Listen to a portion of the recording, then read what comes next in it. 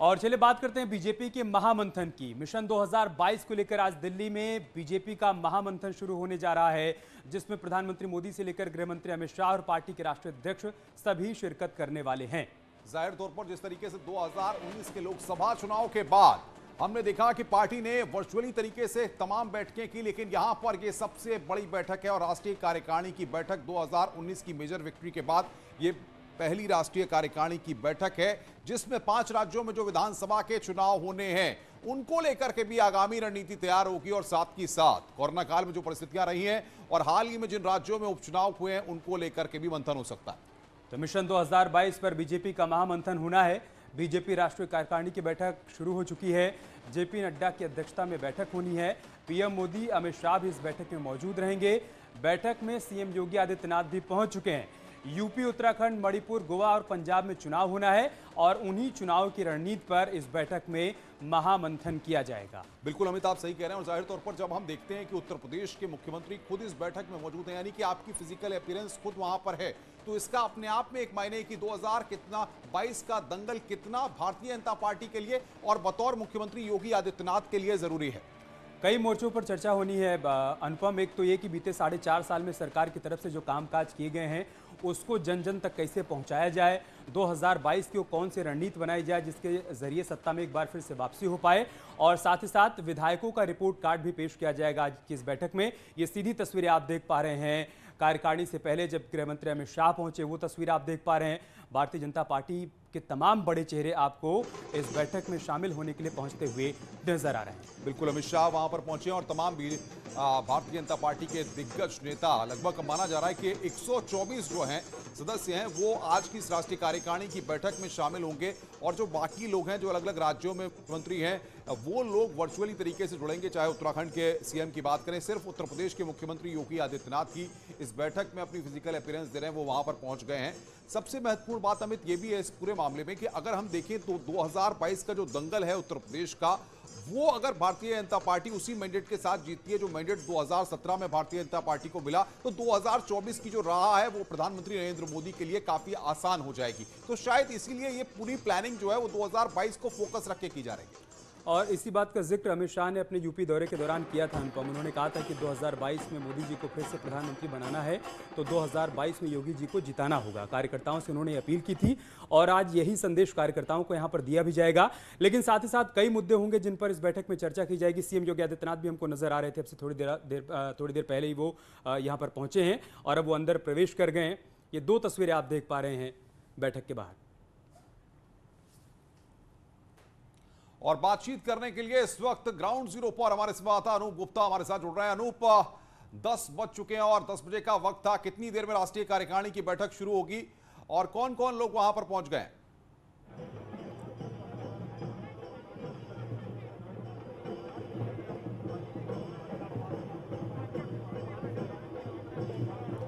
अनूप, आपको मेरी आवाज मिल रही है?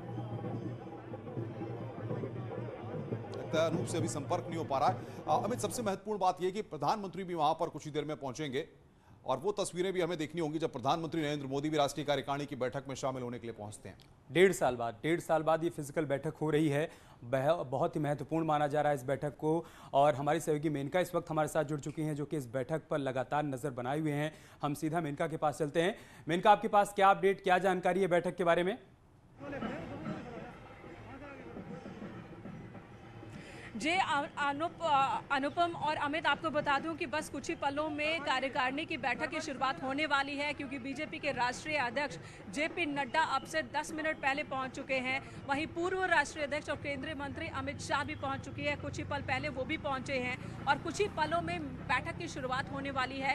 कई केंद्रीय मंत्री पहुंच चुके हैं यहाँ पर, स्मृति ईरानी, राजीव प्रताप रूडी भी पहुंच चुके हैं, सांसद सतीश महाना पहुंच चुके हैं और ये सभी बहुत ही एक्साइटेड है। खासकर एक्साइटमेंट की जब वजह मैंने इनसे पूछी कि 1.5-2 साल बाद फिजिकल इस तरीके से मीटिंग हो पा रही है राष्ट्रीय कार्यकारिणी की, तो इनका यही कहना था कि बीजेपी जो संविधान है, एक लोकतांत्रिक पार्टी है, वक्त वक्त पर मीटिंग होती रहती है, लेकिन कोरोना की वजह से ये बैठक लंबे वक्त तक नहीं हो पाई। अब जब सारे मंत्री नेता इकट्ठा हैं तो और प्रधानमंत्री के स्पीच होने वाला है राष्ट्रीय अध्यक्ष का, जेपी नड्डा बतौर राष्ट्रीय अध्यक्ष, ये पहली कार्यकारिणी की बैठक है उनकी, जो उनकी स्पीच के साथ ही इस बैठक की शुरुआत होने वाली है। तो काफी एक्साइटेड है सभी। 5 राज्यों में विधानसभा चुनाव होने वाले हैं। हालांकि जब उनसे पूछा गया कि हाल फिलहाल जो 13 राज्यों में उपचुनाव हुए उन नतीजों पर भी चर्चा होगी क्या, तो खुलकर तो कोई कुछ नहीं कह रहा, लेकिन ये जरूर कह रहा है कि आगे पीछे जो भी घटनाक्रम अभी हुए हैं, जो कुछ भी बड़ी घटनाएं हुई हैं पार्टी से रिलेटेड, राजनीति से रिलेटेड, उन सभी मुद्दों पर चर्चा होने वाली है। और ये देखिए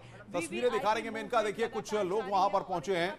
आप देख रहे हैं कि राजनाथ सिंह, केंद्रीय रक्षा राजनाथ सिंह वहां पर पहुंच गए। मेनका, हम आएंगे आपके पास। अनूप गुप्ता भी हमारे साथ लगातार बने हुए हैं। अनूप, प्रधानमंत्री कितनी देर में वहां पर पहुंचेंगे, क्या अपडेट मिल पा रहा है?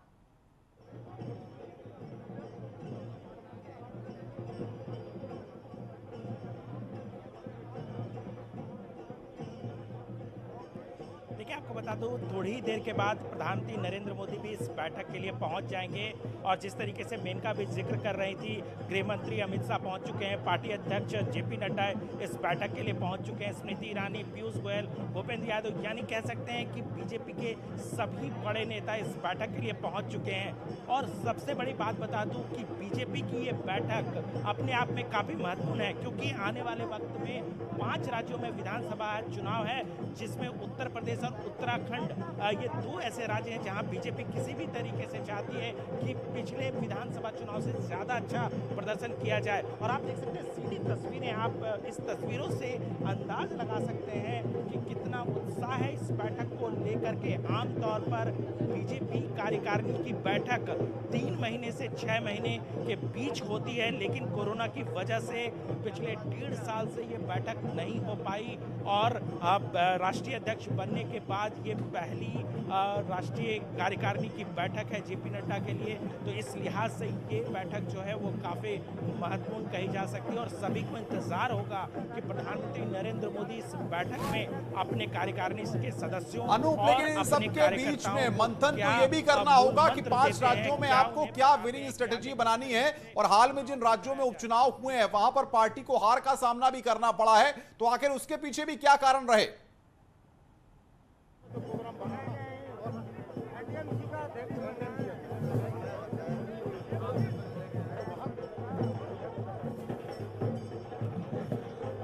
देखिए अनुपम, आपको बता दूं कि जाहिर सी बात है कि जो उपचुनाव हुए थे उस उपचुनाव में स्थानीय मुद्दे ज़्यादा हावी थे। और जाहिर सी बात है, अगर उपचुनाव में बीजेपी को हार का सामना करना पड़ा है तो उनके लिए सेटबैक है। लेकिन इस बात को आपको ध्यान रखना होगा कि पश्चिम बंगाल विधानसभा चुनाव भी बीजेपी के लिए काफ़ी महत्वपूर्ण थे, लेकिन उत्साह में किसी तरह की कमी देखने को नहीं मिल रही है। और बीजेपी इस बात को जानती है कि जो आने वाला विधानसभा चुनाव है, पंजाब में भले ही बीजेपी कमजोर है, लेकिन बीजेपी वहाँ पर भी बहुत मजबूती से चुनाव लड़ने जा रही है। और उत्तर प्रदेश और उत्तराखंड तो इनके लिए प्रमुख रहेगा ही। तो किसी तरह से अनूप, आप बने रहे हमारे साथ। उत्तर प्रदेश और उत्तराखंड, देहरादून से हमारे सहयोगी हमारे साथ जुड़ चुके हैं, लखनऊ से अनामिका भी हमारे साथ जुड़ी है, हम सीधा उनके पास चलते हैं। अनामिका, मुख्यमंत्री तो दिल्ली आ गए हैं, यहाँ फिजिकल तरीके से बैठक में शामिल हो रहे हैं, लेकिन लखनऊ में किस तरीके की तैयारियां हैं आज की इस बैठक को लेकर, और बैठक से क्या कुछ बड़ी बातें निकलकर सामने आने वाली हैं जिसका संदेश लखनऊ और पूरे उत्तर प्रदेश में जाएगा कार्यकर्ताओं के बीच? और देखिए, यूपी के लिहाज से ये बैठक काफी महत्वपूर्ण है, क्योंकि 5 राज्यों का जब हम जिक्र करते हैं तो उन 5 राज्यों में सबसे बड़ा राज्य उत्तर प्रदेश है। और उत्तर प्रदेश के लिए जिस तरीके से अमित शाह खुद गंभीर है, उनके कई दौरे लगने वाले हैं, लग चुके हैं, और पीएम मोदी के भी कई कार्यक्रम शेड्यूल्ड है उत्तर प्रदेश के लिए, तो अंदाजा ये लगाइए कि यूपी कितना अहम है, कम से कम बीजेपी के केंद्रीय नेतृत्व के लिए। मैं पार्टी मुख्यालय पर मौजूद हूँ और यहाँ पर सिर्फ मुख्यमंत्री को छोड़कर बाकी सभी नेता पहुंच गए हैं। पार्टी के प्रदेश अध्यक्ष और पूर्व प्रदेश अध्यक्ष वो भी यहाँ पहुंचे हुए हैं, जिनको हाल में ज्वाइनिंग कमेटी का अध्यक्ष बनाया गया है, लक्ष्मीकांत वाजपेयी, यानी कि पुरानी जो अनुभव है उसका भी लाभ लेने का प्रयास किया गया है। शिव प्रताप शुक्ला, जो कि पूर्व केंद्रीय मंत्री रहे हैं, पार्टी संगठन में भी काफी महत्वपूर्ण भूमिका निभा चुके हैं, वो भी यहाँ पे पहुंचे हुए हैं। इसके अलावा सुनील बंसल, जो कि चुनावी चाणक्य कहे जाते हैं यूपी के लिहाज से, कम बीजेपी के लिए, वो भी यहाँ पर पहुंचे हुए हैं। तमाम मंत्री और दोनों डिप्टी सीएम, जो कि अपने पद के साथ साथ राष्ट्रीय कार्यकारिणी के भी या तो सदस्य हैं या मंत्री सदस्य हैं, वो भी यहाँ पर पहुंच चुके हैं। ये मूल मंत्र काफी ज्यादा महत्वपूर्ण हो जाता है यूपी के लिहाज से, क्योंकि एक तो बात होती है कि यूपी चुनाव जीतना है, लेकिन फीडबैक क्या कहता है यूपी को लेकर, ये बताने के लिए वर्चुअल माध्यम से तमाम नेता जुड़े हुए हैं। जब हम 5 राज्यों की बात करते हैं तो यूपी इसलिए अहम हो जाता है क्योंकि अगर 17 के चुनाव का आप जिक्र करते हैं तो आप याद करिए, बिल्कुल अनामिका, बहुत पॉइंट वाली बात आपने कही, यानी कि हम जब एक बार कहते हैं कि दिल्ली का रास्ता उत्तर प्रदेश से होकर के जाता है, लेकिन जो दिल्ली तय करता है उसको उत्तर प्रदेश को मानना पड़ता है। यही 2022 के लिए रणनीति जो दिल्ली में प्लान होगी उसका एग्जीक्यूशन उत्तर प्रदेश में होगा। सुनील प्रभात बातचीत करने के लिए हमारे साथ देहरादून से जुड़े हुए हैं। सुनील, क्या तैयारियां वहां पर हैं, क्योंकि अब कुछ ही देर में राष्ट्रीय कार्यकारिणी की बैठक शुरू होगी, मुख्यमंत्री भी वर्चुअली वहां से जुड़ रहे हैं।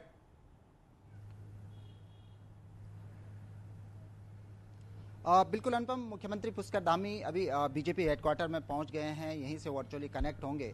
इसके अलावा बीजेपी के प्रदेश अध्यक्ष मदन कौशिक और साथ साथ पूर्व सीएम त्रिवेंद्र रावत, पर्यटन मंत्री सतपाल महाराज यहां पर पहुंच चुके हैं और बताया जा रहा है कि करीब 10:30 बजे के आसपास से ये मीटिंग शुरू होगी। यहाँ पर करीब उत्तराखंड से 13 जो मेंबर हैं वो राष्ट्रीय कार्य समिति में हैं और आप ये देखेंगे कि ये मंच पर करीब 5 लोग बैठ चुके हैं। मुख्यमंत्री पुष्कर धामी, इसके अलावा बीजेपी के प्रदेश अध्यक्ष मदन कौशिक, महामंत्री संगठन अजय कुमार, पूर्व मुख्यमंत्री त्रिवेंद्र सिंह रावत और पर्यटन मंत्री सतपाल महाराज जो राष्ट्रीय कार्य समिति के सदस्य हैं वो यहाँ पर पहुँच चुके हैं और करीब 10:30 बजे के आसपास बताया जा रहा है कि मीटिंग शुरू होगी। लेकिन अनुपम, उत्तराखंड के लिहाज से ये मीटिंग बेहद महत्वपूर्ण मानी जा रही है, खासकर 2022 में जो चुनाव होने हैं और जो स्टेट बीजेपी ने एक टारगेट फिक्स किया है कि अब की बार 60 के पार, तो बीजेपी इसी लक्ष्य को लेकर जाहिर तौर पर सुनील ये सारे मुद्दे रहेंगे अब की बार 60 के पार और इस लक्ष्य को भारतीय जनता पार्टी कैसे हासिल करेगी, इसकी भी अमित रणनीति दिल्ली में ही तैयार होगी कि आखिर क्या उत्तराखंड में मुद्दे हैं और किस तरीके से कांग्रेस को वहां पर घेरा जाए।